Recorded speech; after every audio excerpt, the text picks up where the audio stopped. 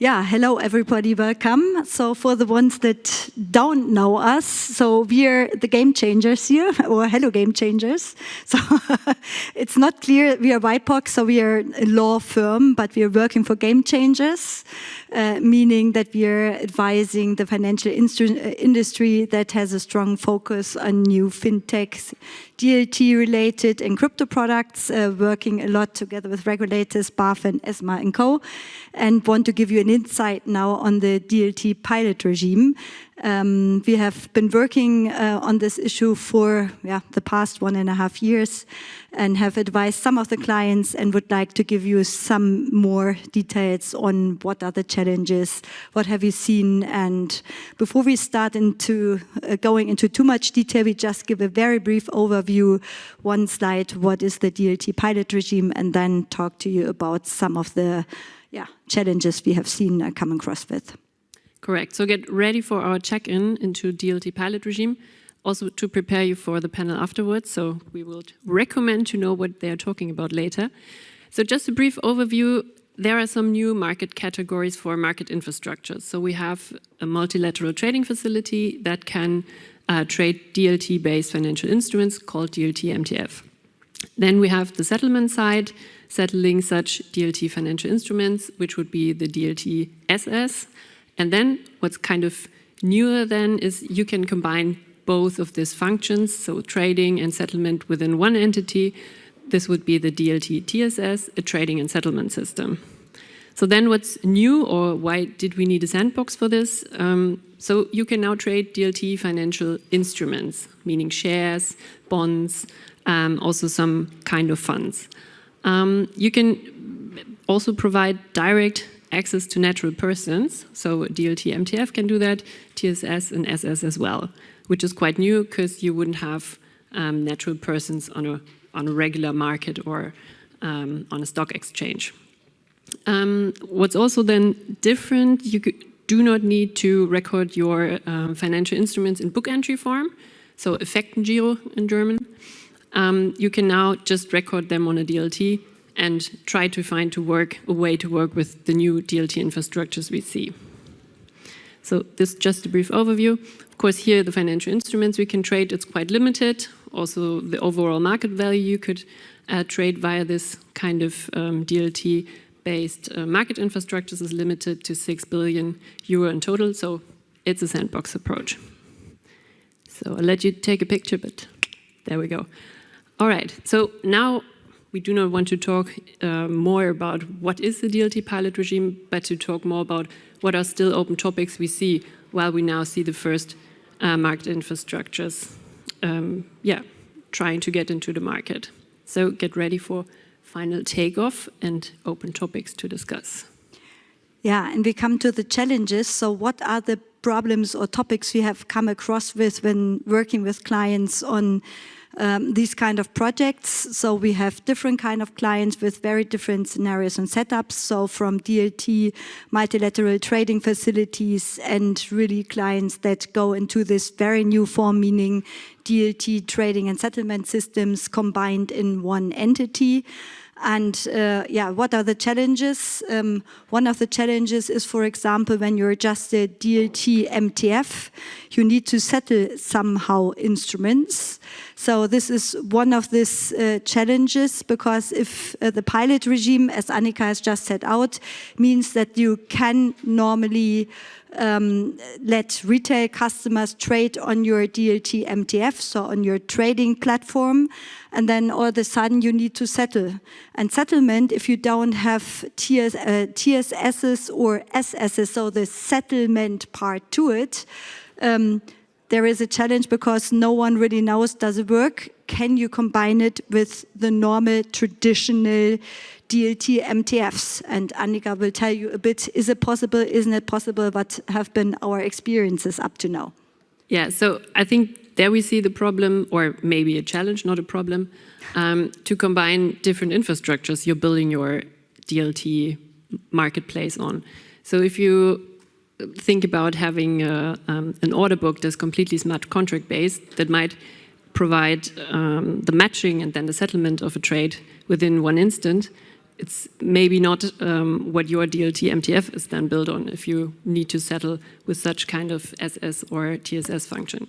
So there's more of a question of the operators of these market infrastructures to find a common ground of infrastructure they're using and maybe to liaise and talk about the infrastructures they're using. So there we see kind of more technical problems on the integration side if these models the operators are building will be ready to connect then.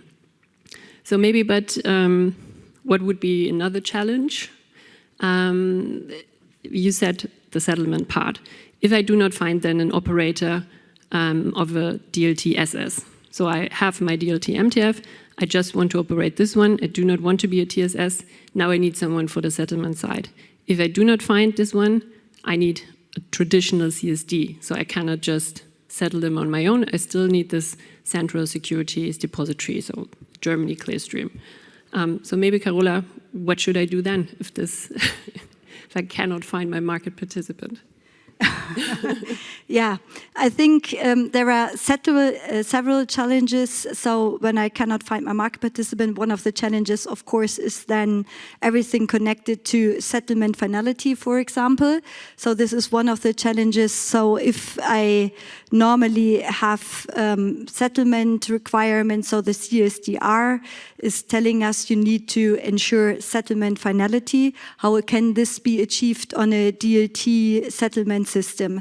Because we talk about a lot of topics when we have blockchain-based infrastructures. For example, we have reorgs, we have forks, there are all different kind of issues. Nobody has dealt with them yet. And so the issue is, how can you then achieve settlement finality? We would wish to give you a final answer yet. We don't have any. We are in discussions with regulators exactly on how to achieve this. Is there a big risk? How is the risk? Can you live with the risk when you have a sandbox system in place? Because we always need to be aware that the DLT pilot regime is a sandbox system, which means that you need to try out things, and maybe some of these things should be accepted, should be tried out in order to then make a final decision in the end whether to really transfer this sandbox system into a really long-standing DLT-based multilateral trading and settlement system. But this is one of the points that hasn't been solved yet.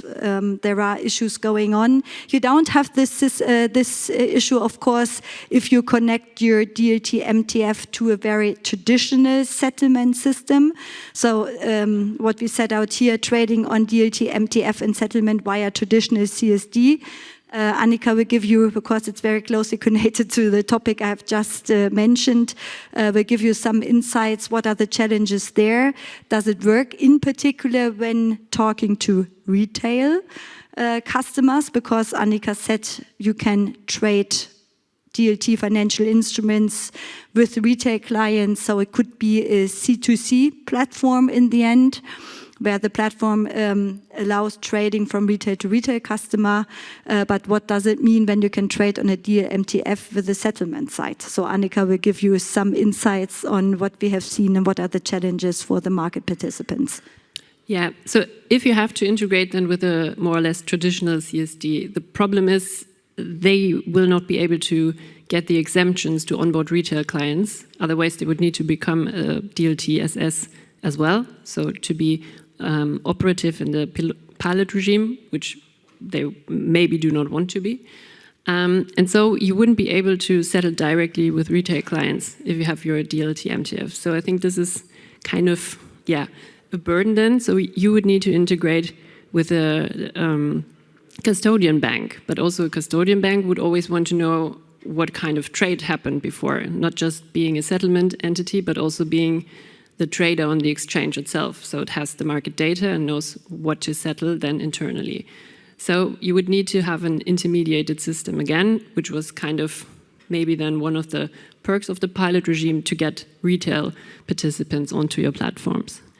Apart from that, it's also hard to then integrate your retail participants if you need to find a custodian bank that will not do that. So it's more or less finding the right place in the market, but then you would need to switch back to a more or less traditional system to have your intermediaries to be able to trade on the DLT MTF. So then in the end, you will not have a retail participant on the platform. So maybe going then to another kind of more or less question we have. Maybe some of you are familiar with this ESMA opinion on trading venue perimeters. It's really something to digest because ESMA is now of the opinion that more or less the bilateral trading platforms we have seen that operate on just the brokerage license, so Anlagevermittlungsplattform, that they are operating multilateral systems, which means they have to operate them like in the MiFID world, an actual MTF or an OTF, which is it's an actual exchange. So this is one problem, saying that now these operators we see in the market that were just brokerage platforms, they need to apply the whole MiFID regimes for multilateral trading platforms. So question would be, can this pilot regime a kind of way out to have a more or less maybe more limited regulation, maybe not. And also the products we have seen on these kind of bilateral platforms, they're more or less illiquid assets, like tokenizing a house or, I don't know, wine. So you will not have really a liquid market for such assets. But now you have to provide an infrastructure and an MTF that will facilitate a liquid trading. So these are also some challenges we see, but maybe, Carola, you want to chime in?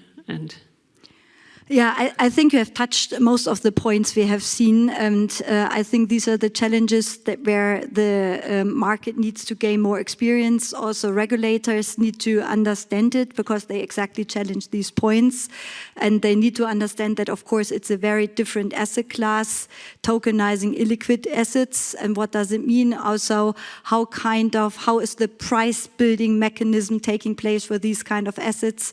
Because there is less trading, we will hear about it because we have in the next panel one of the participants that is actually dealing with such platforms, is currently in this cumbersome BaFin process, but I think it's a very good stage, and then tell you a bit about what is planned in order to ensure that there is a price building mechanism that illiquid assets can be traded on multilateral trading facilities.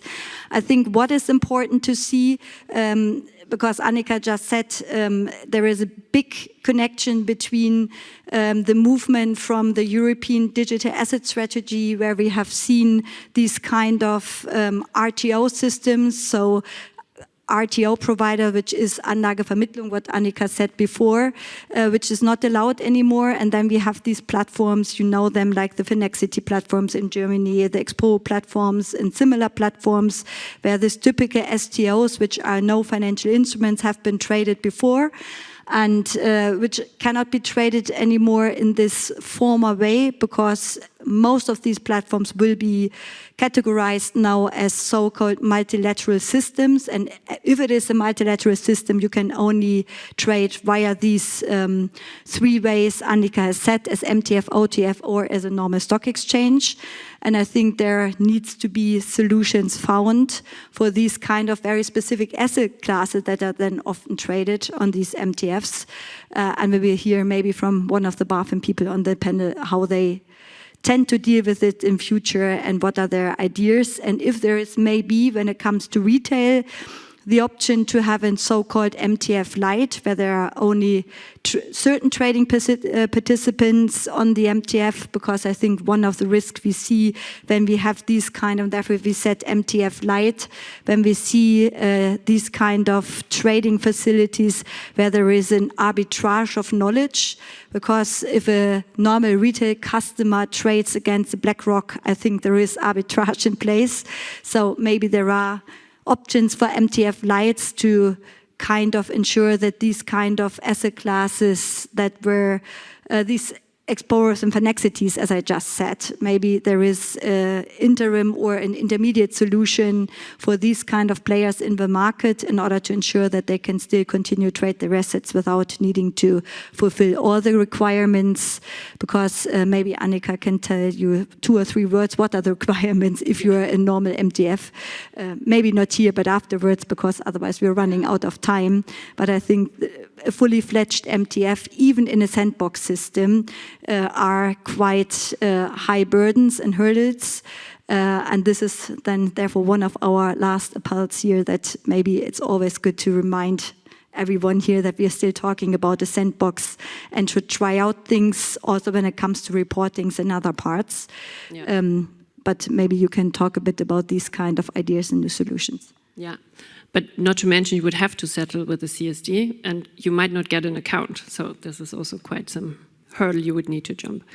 So maybe coming then to or one of the questions we also still have, which financial instruments you actually can trade in the pilot regime. So of course, the electronic securities we have now in Germany, bearer bonds under the Electronic Securities Act, they will be eligible instruments, depending on how they're structured. Also such instruments that we already know in the market, like global notes, you will be able to issue them and then tokenize them and make them eligible for the DLT, MTF, and SS.